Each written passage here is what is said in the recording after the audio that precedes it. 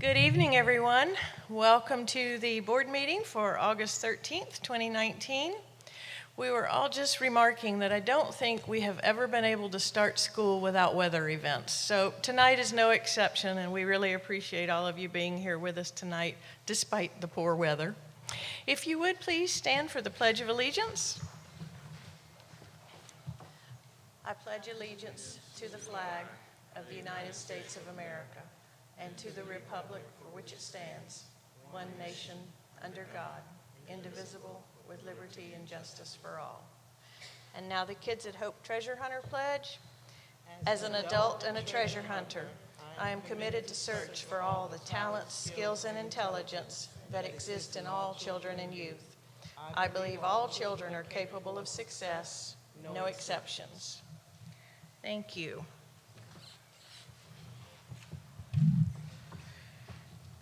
At this time, I will open the public hearing to receive any comments on the proposed adoption of the amendments to policy number 6.18 pertaining to contracts, instructional, and administrative personnel. Are there any in the audience that wish to comment? Seeing none, I will close the public meeting and ask board members, are there any questions from you all? Hearing none, Mr. Superintendent will receive your recommendation. I recommend the board adopt the proposed amendments to policy number 6.18 as submitted. Board members, we have the recommendation. Do I hear a motion? Second.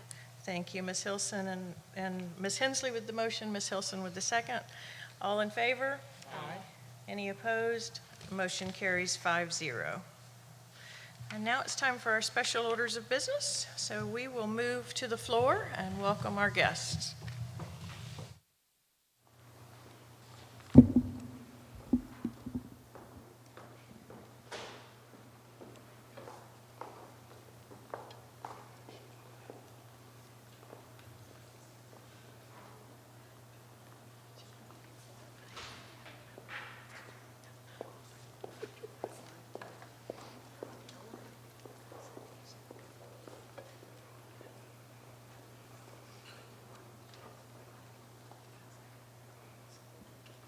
All right, good evening, Madam Chair, board members, Mr. Gent. At this time, I'd like to introduce Tom Jones, Executive Director, St. Lucie County Education Foundation, and he is prepared to provide you with an update.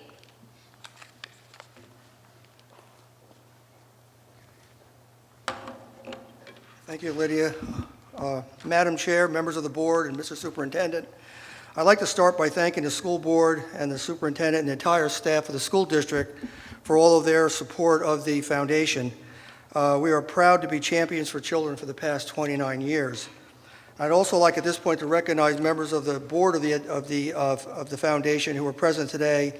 Robbie Giancani, our chair, Elizabeth Maloney, member of the board, and Sharita Walker from Mid-Florida Credit Union, a member of the board as well. And Mr. Gent and Dr. Mills are also members of the board. Thank you very much for your service. The foundation ended its fiscal year June 30th, and we are the only 501c3 not-for-profit chartered in the county to support St. Lucie Public Schools. So we only have one client, and we're very proud of that. And I just want to provide you with a quick overview of what's happened last year. Last year, we ended the fiscal year with revenues of $400,000. That's up about 10%. And that's a good number for us. And that represents an ROI of about 400%. The school district supports the foundation mostly through in-kind support. And also noteworthy, 88% of the funds that we raise are from outside of the school district. So we're very grateful for all the efforts of the school district in helping the foundation, but we recognize that our primary goal is to reach out to the community and to raise funds for the public school district. Also, in a year where we had a lot of energy and a lot of programs, we also lowered our expenses, and we expect our expenses to stay under $70,000 for the near future. And so just quickly, what do we do as a foundation? Well, primarily we're involved in teacher grants. And that's the space that we see for the future also. Teacher grants represent anywhere between $50,000 and $70,000 a year, and it's really part of the matching grant program.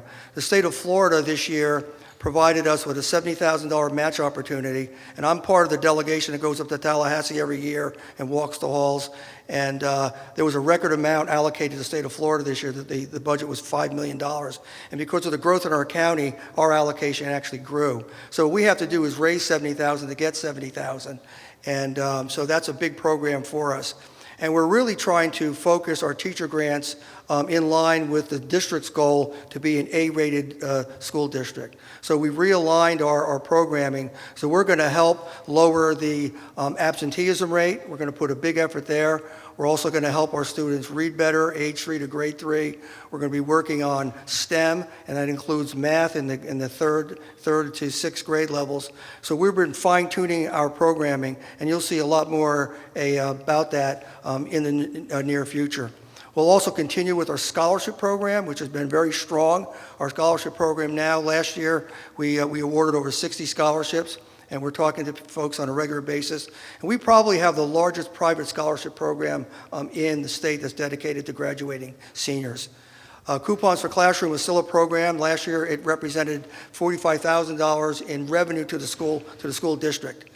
And Night of the Stars, we're dedicated to Night of the Stars. I love Night of the Stars. It's my favorite event, and it's recognitions of the excellence in the school staff.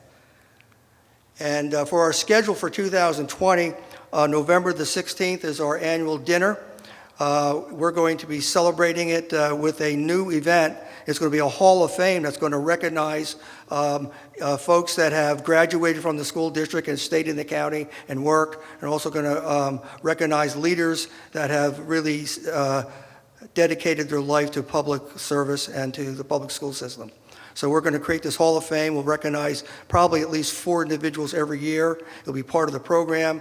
And we'll still theme it. It's an elegant dinner. It's going to be called Celebrating the Roaring 20s, as we celebrate 20 years as for our dinner. And then also we step into Night of the Stars, and then we step into we're going to have a new event called a safety run for teachers. This is going to be a community-wide event. It's the first time we're talking about it. It's going to be at the Safety Festival in April, and we're going to invite all the schools, and we're going to invite all the community to have a non-sanctioned 2K fun run. So it'll be a flavored run, so you get splashed with flavored colors. But it's going to be a fun way of supporting the school district. 65% of the money that we're raising, we're going to give back to the schools that are helping with the program.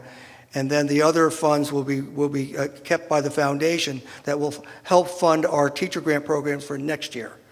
And then we're going to end it, of course, with our annual ceremony for scholarships.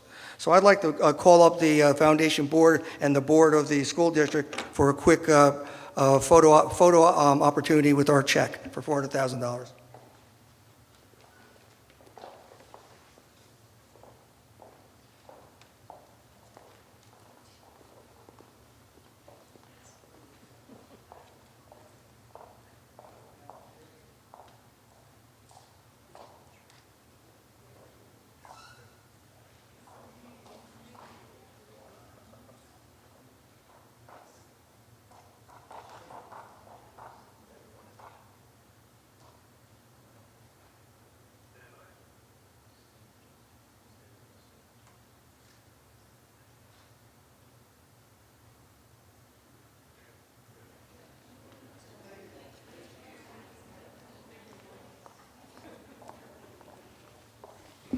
Thank you very much. At this time, I'd like to introduce some special guests we have with us tonight. We have Pete Tesch, President of the Economic Development Council, Brian Bauer, CEO of CareerSource, Rich Kaleda, owner, Spherion Staffing, representing Workforce Readiness Task Force, and Jill Marassa with the Economic Development Council. And they will be providing us with a presentation about the wonderful and productive partnership we have with these community agencies.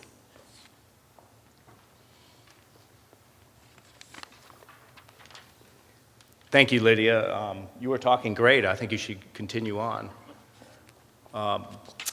Good evening, Madam Chair, members of the board, Mr. and Superintendent, I'm Pete Tesh, President of the Economic Development Council. And as Lydia mentioned, we're here to just give a very brief overview of all the great and very effective interactions that we've had with our great school system, the business community, and the Workforce Development Board. So if you don't mind, we have a quick PowerPoint presentation and some very special guests here to help present that. So as Lydia mentioned, we have Rich Kalita, who is chairman of the Workforce Readiness Task Force, and he's going to talk about the skills gap study for 2019. And Brian Bauer is going to talk about our apprenticeship program, State of the Jobs Conference, and also the Summer of Success.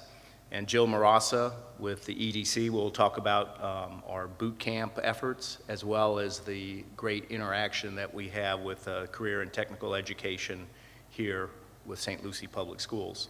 And if there's a couple of minutes left over, we have a video, a couple videos to show about building business and also our efforts. So we'll make this very brief, but we really appreciate your time this evening, and I'd like Rich to come on up and talk. Thank you, Pete.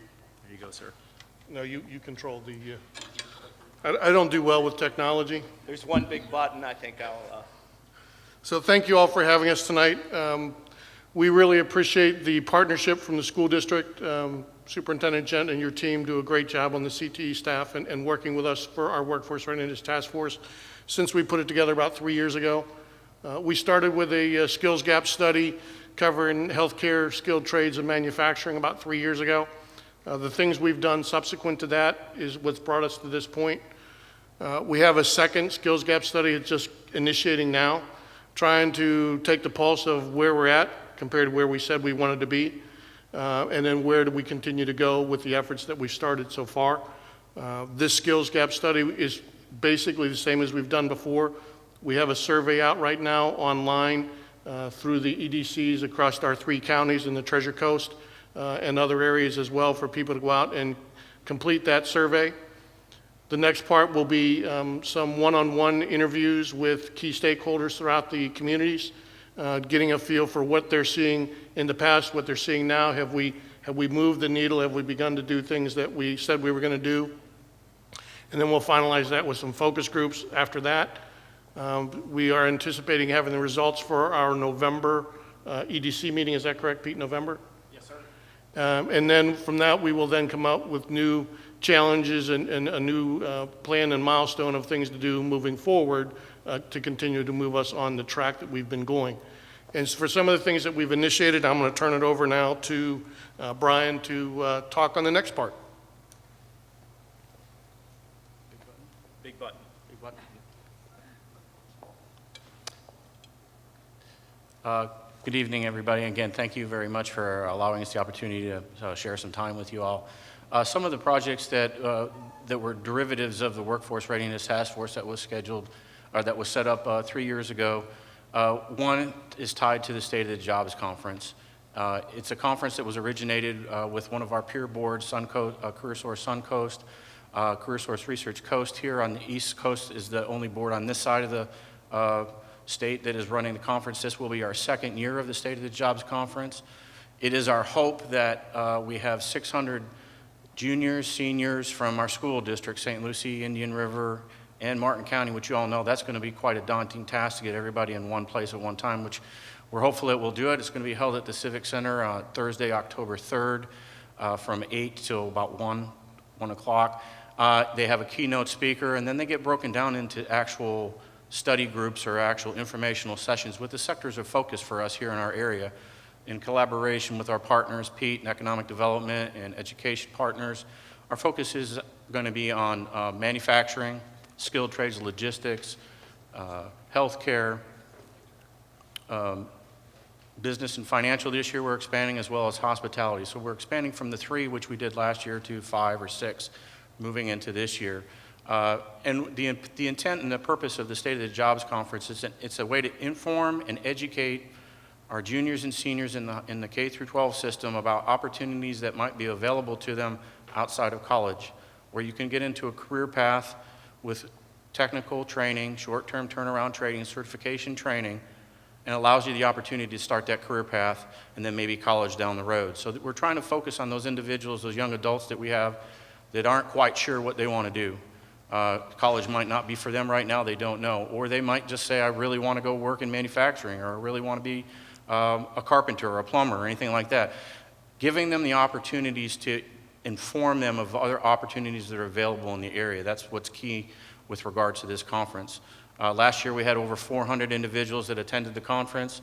I think that's the third slide, so I apologize for that, but there we go. And we have a video, I believe that's a short video that might play. I don't know if it'll play yet or not, but very popular event we're looking forward to this year. So again, thank you for your participation, and the Career and Technical Centers will be a big part of that. One slide that I think I'm going to try to go back to, I did, awesome, I can still use technology, is the apprenticeship programs. Another thing that we brought locally here in collaboration with the Workforce Readiness Task Force as a result of the Skills Gap study. We were able to secure some local funding here from our state board, CareerSource Florida, to allow us to build apprenticeship programs here. As you all are aware, Governor DeSantis, House Bill 7071, we're looking at apprenticeship, we're looking at career and technical education. So we're a little bit ahead of the curve here, but yet we're all on the same page. So we were able to develop the first registered apprenticeship with the Florida Department of Education apprenticeship office here in our area.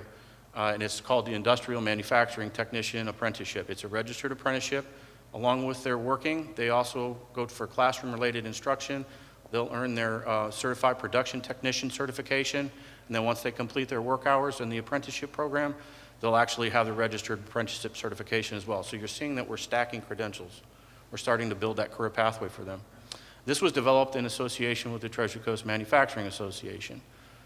So we're very proud of that, and along with that, we've actually developed a sister program, or a pre-apprenticeship, which is something that we would like to talk more about with the Career and Technical Centers here to start to get them ready, prepared for when they have to become an apprentice, because as you know, apprentice, you have to be working with an employer. So those are some of the things. We were able to secure some funding for that. We actually put 23 apprentices through the program in the first year. We had 21 pre-apprentices that completed their Certified Production Technician certification, still working on their certification exams, but they completed the coursework. With that, because of the successes that we've had, we were able to secure additional funding for a second year to continue our program here to make sure that it's self-sustaining. That's the ultimate goal of this program, is to be self-sustaining, so that is the apprenticeship is run by the TCMA, funded by the TCMA, and that you have scholarship pools available to these individuals that are working with our employers that now have the ability to go into the apprenticeship program. So very excited about that. As I mentioned, we have the State of the Jobs. I think that video will play in a second. The one last thing that I know you all are aware of is the Summer of Success. I'll briefly touch on that. We just completed the 2019 Summer of Success. And I want to say thank you to the school district and board members for allowing us to partner with you all for that. We had over 80% in-school youth that came from the school districts of the 107 that participated this year. The funding comes from our county, as well as a partner grant with Allegheny Franciscan Ministries. So we're able to put on this program where they were able to go through a 6-week paid work experience program. They received almost $2,000 in the 6 weeks of work experience, as well as 2 weeks of employabilities or soft skills training, our YES program. Very successful program, and we're looking forward to the next 3 years that we were funded for this grant opportunity. So we have some ideas in partnership with what Jill will be talking about here shortly in the boot camps, and how we can take this to the next level, and we can start to build that pipeline that we know that we all need, our employers are clamoring for. We don't have the talent. Well, how do we get the talent? Talent's right here. It's in our school district. So we're going to help build that talent and make sure we have that pipeline coming up for all of our employers. So with that, that's pretty much it for my speech. I don't know if you want to play a video yet or not. We'll wait. I think on the interest of time, why don't we have Jill present?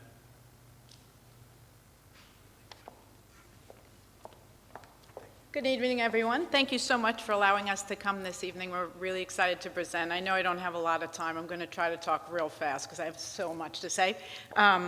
First, thank you so much, Superintendent, for allowing us to partner with your career and technical education team and your guidance counselors and graduation counselors. Taking off my economic development hat, I am a mom of 3 adult children who are educated in the Florida public school system, and I cannot tell you in all honesty that you have some of the greatest guidance counselors and teachers in St. Lucie County. They are so committed to your students, and it's really a pleasure to work with them. So thank you to Alicia and her team, who we work with each and every day. We talk about creating opportunities for every one of your 44,000 plus students that you have here in St. Lucie County. This is a picture of our first boot camp. Just to backtrack a little bit, back in 2017, we talked with Career and Technical Education to figure out how can we align our industries with our employers, your industry certifications, the talent pipeline that we need in our employers.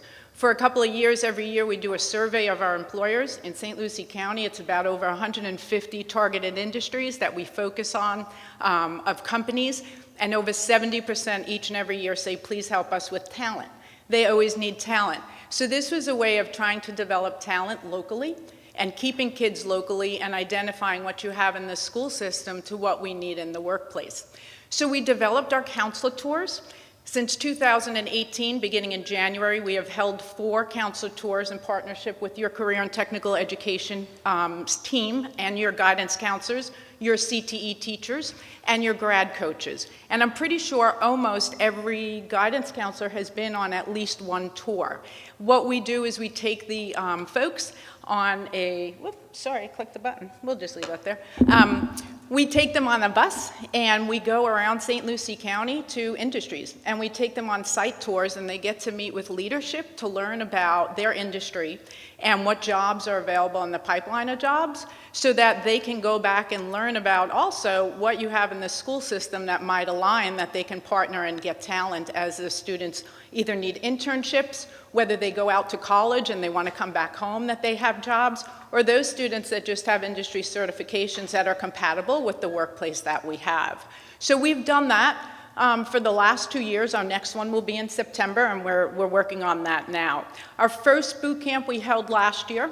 What we did is we identified through your guidance counselors students that are seeking an opportunity. They were identified as students that were not going off to a 4-year university for one reason or another, and were just deserving of an opportunity, whether they had a career or technical education certification, whether they had something, safe serve, engineering, manufacturing, automotive, you have all of the different certifications. And then we would align the boot camp with those students and do industry exploration.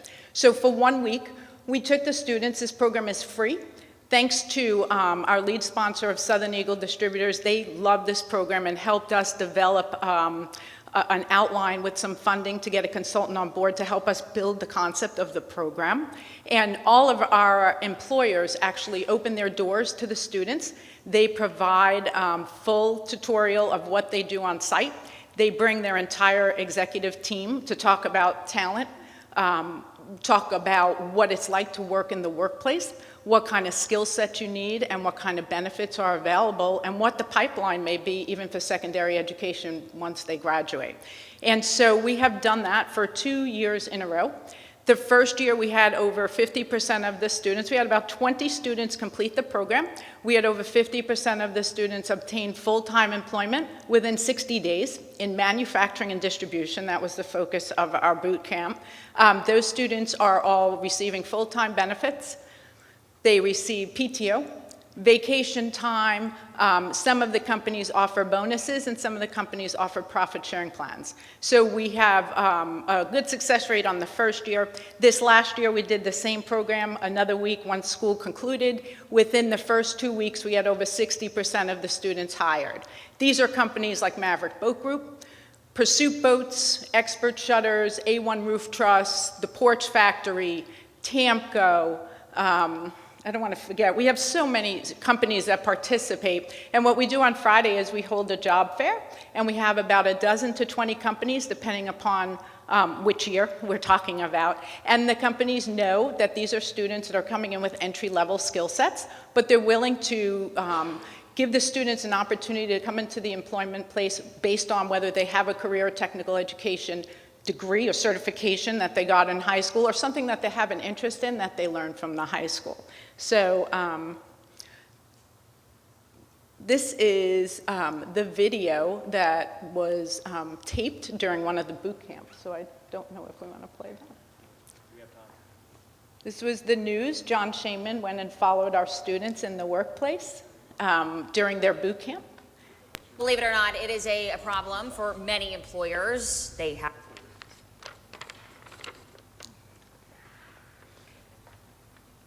the jobs, but no one wants to fill them. Tonight, News Channel 5's John Shainman shows you how a unique program in St. Lucie County helps high school graduates get high-paying jobs without having to go to college. Aaron Timblin just graduated from Lincoln Park Academy in Fort Pierce. He thought about college, but now wants to find a trade. Because I'm more hands-on and more capable of solving problems on my own. He's one of 22 recent grads taking part in a ready-to-work manufacturing boot camp, a new partnership between the education and business communities. So we have to put out a quality product. Phoenix Metal Products is one of 6 places the group will tour this week.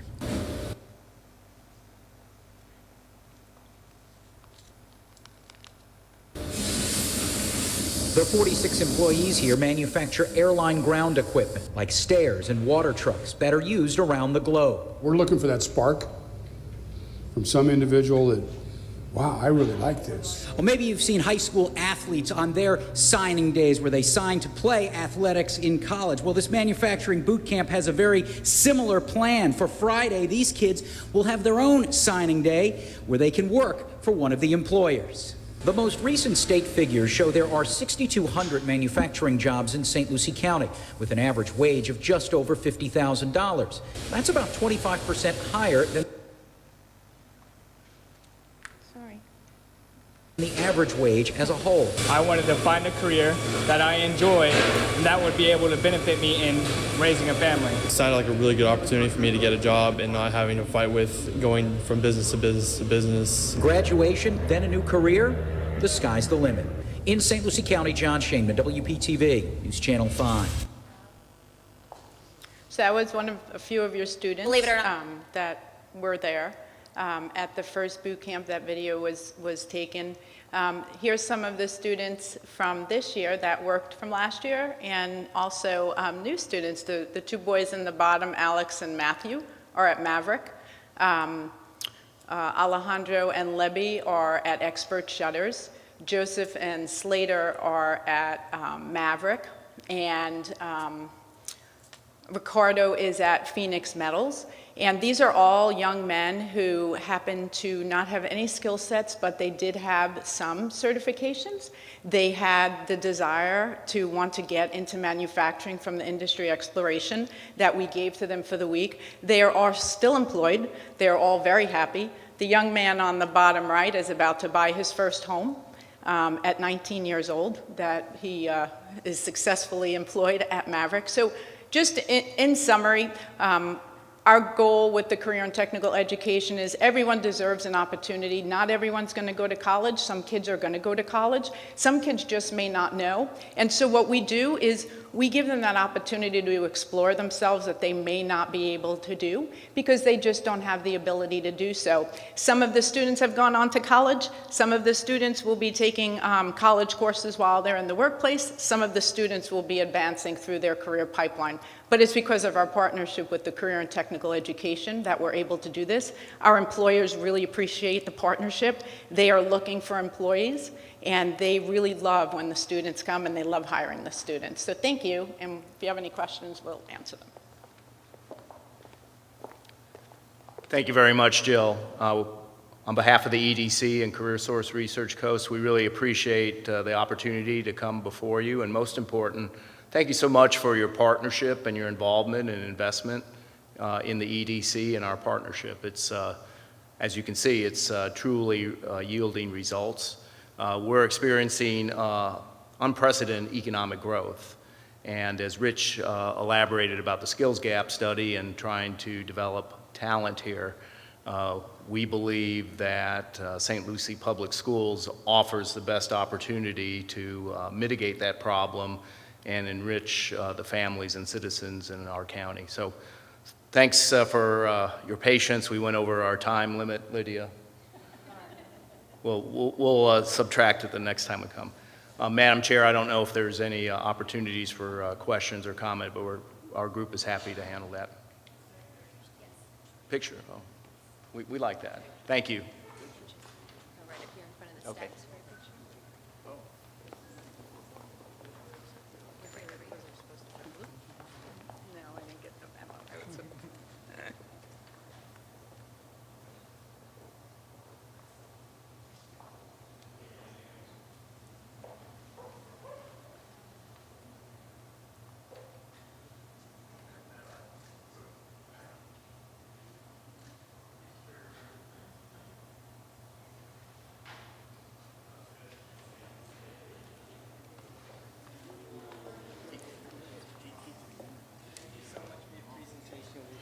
Thank you very much.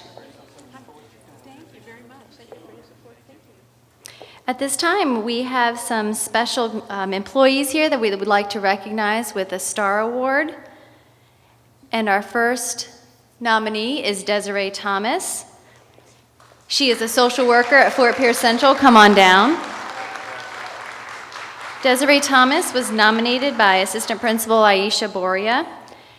And they state that Desiree is a true asset to the Cobra family. She takes time to build positive relationships with teachers, staff, and students. Fort Pierce Central staff has been impressed by her ability to provide timely feedback and support for their students in need. She plays a vital role in their weekly PSDs and provides support and guidance to students, families, and the school. She has also taken the initiative to offer her time to support testing. The students and teachers are aware of her presence on campus and feel supported with attendance concerns. Congratulations, Desiree.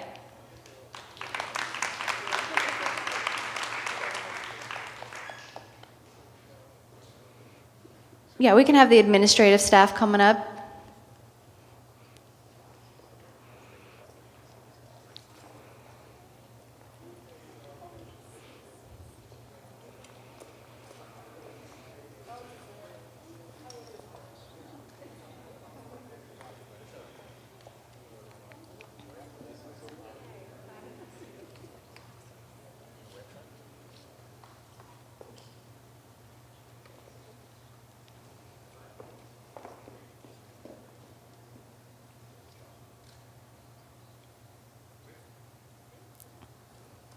All right, thank you. Our next Star Award is really going to two wonderful individuals, one who cannot be here. He is a bus driver, and as you can imagine, he's safely transporting our students home at this time. We'll recognize him later. But I want to invite Martha Taylor up to the front. She is a job coach here in St. Lucie Public Schools. She was nominated by Lisa Kitzmiller.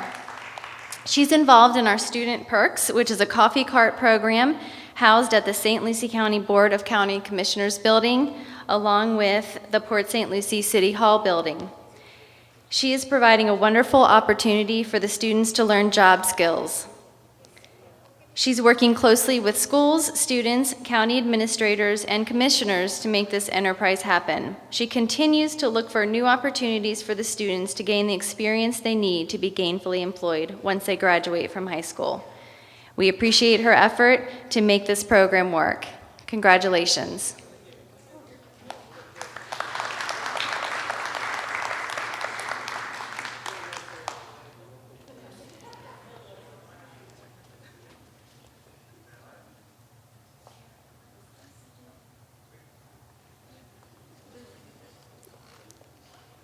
All right, thank you.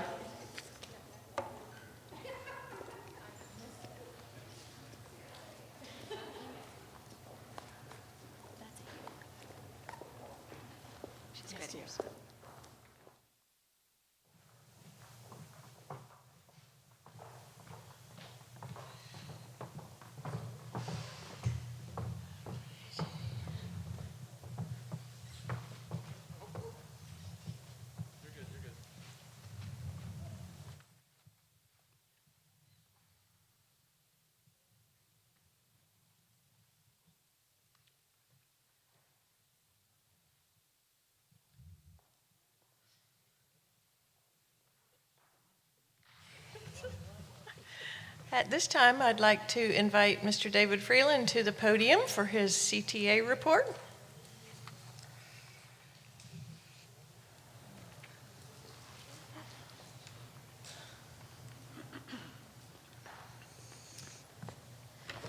Good evening, Madam Chair, board members, and Superintendent Gent. Well, it's been a while since I've been able to speak to you in this venue. I think early March was the last time I was here, between shoulder surgeries and my son's band activities. I've missed this. Since that time, we have managed together to put a referendum out there, work there to educate the public on that referendum, to get that referendum passed, to negotiate a salary and benefits package that really is an amazing first step towards retaining and recruiting quality educators here in the county.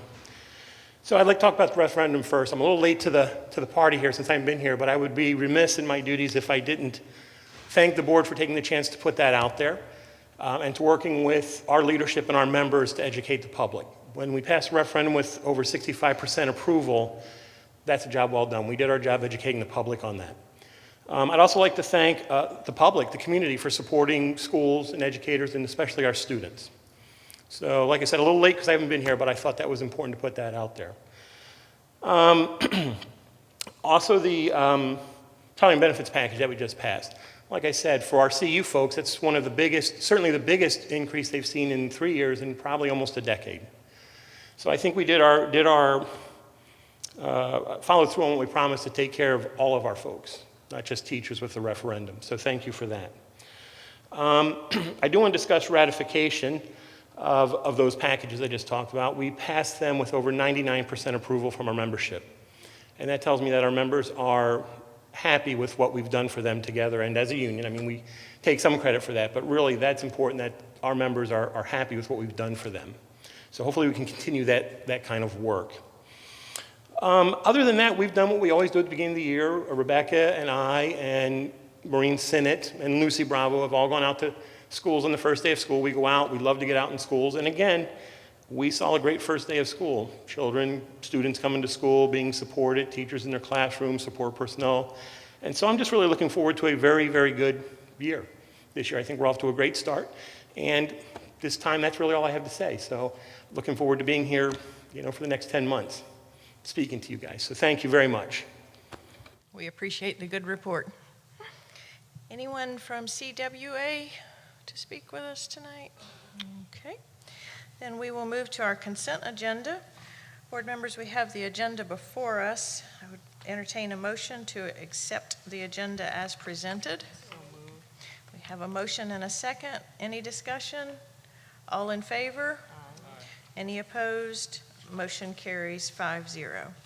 Mr. Superintendent, we have your recommendation. Recommend approval of the consent agenda as submitted. Board members, we have the superintendent's recommendation. Prior to that, are there any items you wish to remove for separate vote or discussion? Hearing none, we have the recommendation. I'll entertain a motion. Second. We have a motion and a second. Any discussion? All in favor? Any opposed? Motion carries 5-0. So we will move then, Mr. Superintendent, to your reports. Thank you. As everybody's aware, it's the second day of school. We have 178 days left, and we've had an excellent opening. I want to especially thank everyone, but particularly our support groups that are out there, transportation, custodial services, IT, food service, our teachers, our administrators, our clerical folks, anyone that I've missed, everyone, because it takes all hands on deck.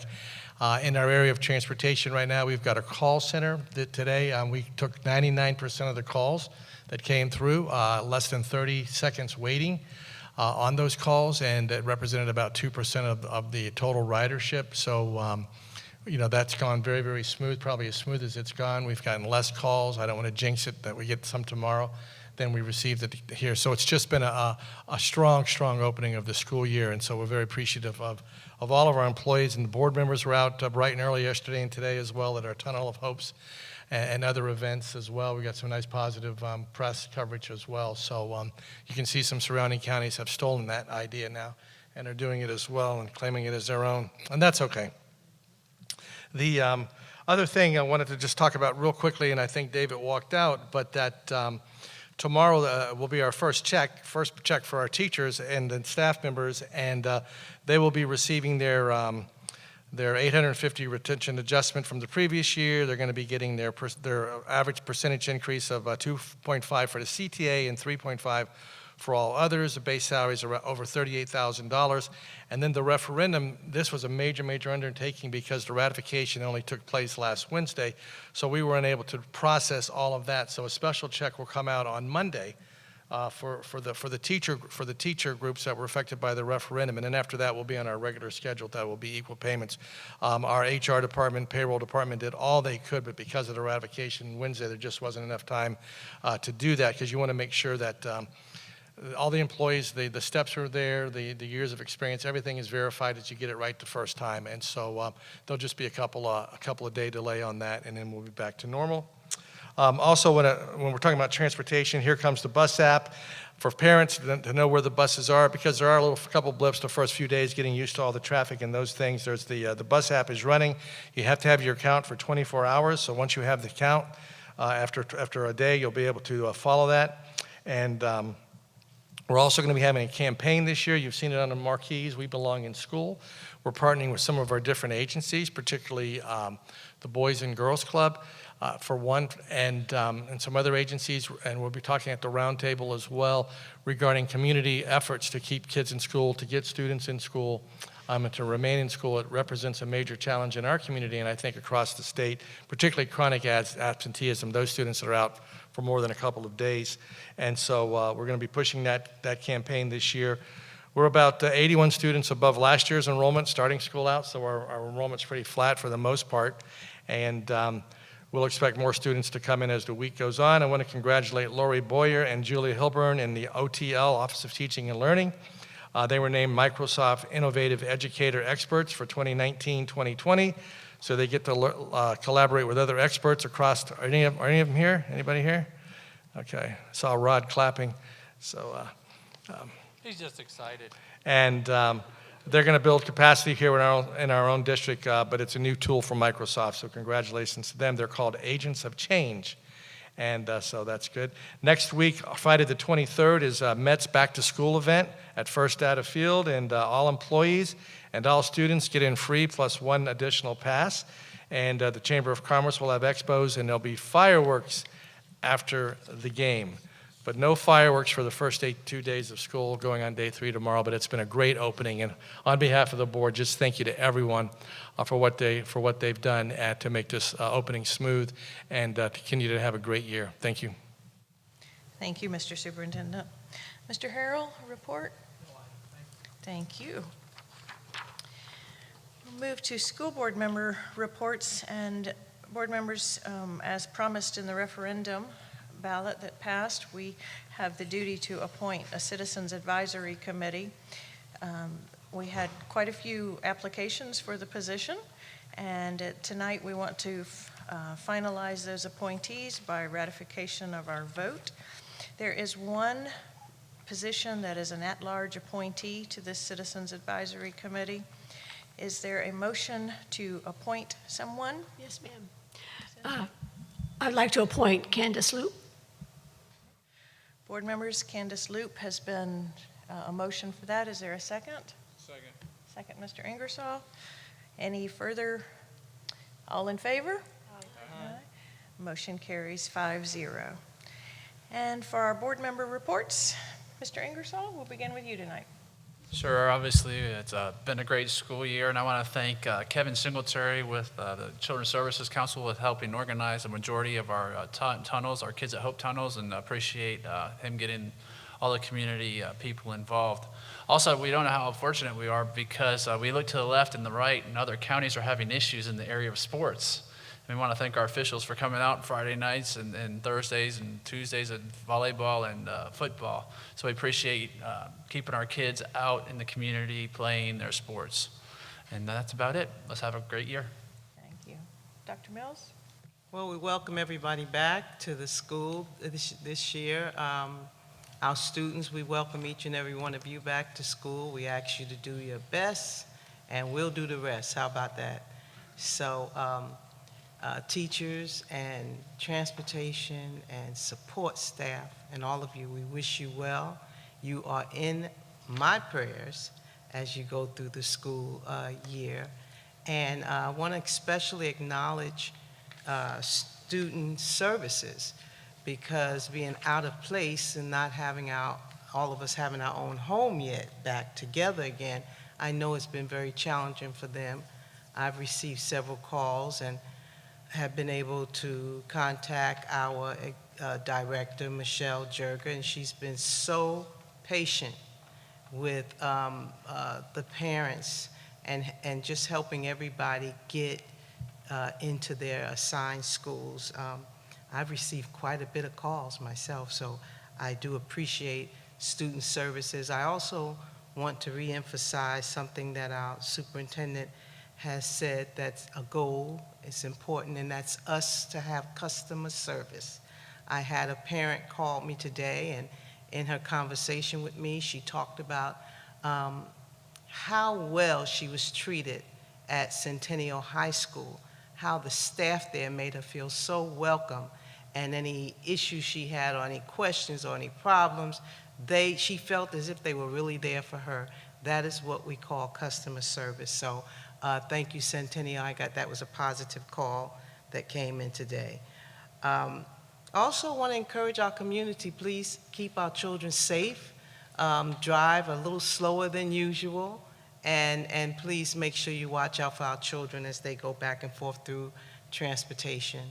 And also, this last week, we had the opportunity as a board to go to the transportation conference, yearly conference, and that was very inspirational. And thank you all for what you do each and every day. And I think that's about it for me. Ms. Hilson? Just to thank you to everyone to make just a great year. I know it's going to be a fabulous year. And I just would mention, I travel from Southport, St. Lucie to Fort Pierce every day. There are police officers running radar everywhere, so slow down, because especially on Bayshore, heads up. But there's many little bus stops along there, so it is important that, especially when it's raining, that we keep the kids safe. And I know everybody's done an incredible job, so thank you.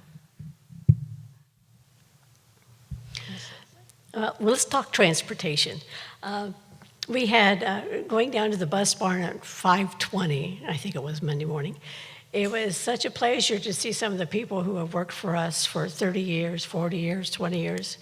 And they all came in with a smile, and they were all excited about seeing their kids again. And one of the people told me, well, I was going to retire, but I can't. I have to see my kids.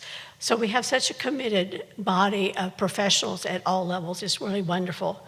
I have the privilege of representing our county on a statewide transportation organization, and we did finally put together some significant legislative priorities. We do not think we will have the state support on a couple of them, but when I get the hard copy, I'll make sure that I share.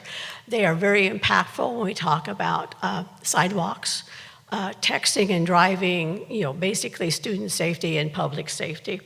Also locally, our transportation planning organization had an update on a turnpike, new exits, some pass-only exits.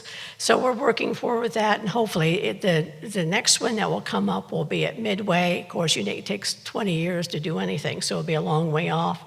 But we've also been asked to help facilitate a meeting regarding the I-95 overpass outside the door of our new administrative offices. And we're trying to make sure that that becomes a top priority for the Department of Transportation and the Federal Department of Transportation. And so we will see how that goes. We want it moved up to the top. We do have a priority list also for sidewalks that I think will be able to connect some pieces that our kids need to have safe transport to school. There's a discussion about trying to figure out how to front load that while we wait for the state or federal dollars to come in. So we are working on student safety every time we get together. Thank you, ma'am. Thank you. And I too want to add my thanks to everyone for such a smooth start of a new school year.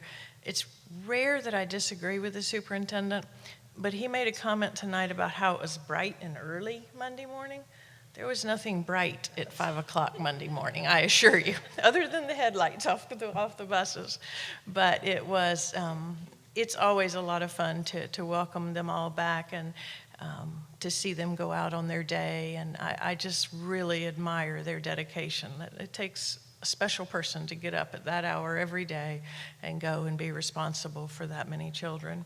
And then to deliver them to the school site where there are more special people that take care of them throughout their school day and ensure that they receive everything that they should receive during that day. So our thanks to all of you for everything you do, whether you drive the bus or drive the school or drive the cafeteria or wherever you are as part of our St. Lucie Public School family.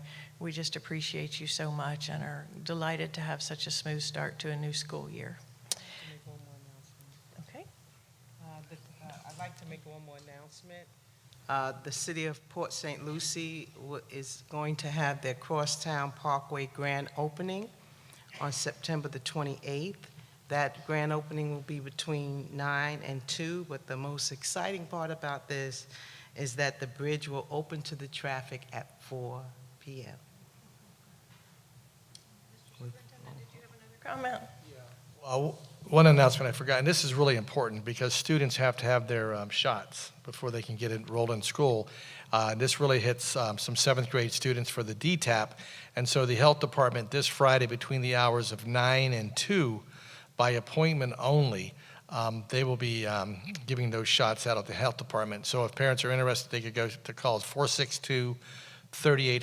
I'm not sure if we'll have something on our webpage as well, but we do. We sent some information out tonight. Social media did a blast as well. So for those parents that are trying to get their children in school and they don't have the shots, we can't enroll them in school. So take advantage of this so they can get the children in right away. Thank you. Ms. Harrison, we have no unscheduled speakers to come before us. Is that correct? Okay. Seeing none then, and all our orders of business are taken care of, we are adjourned.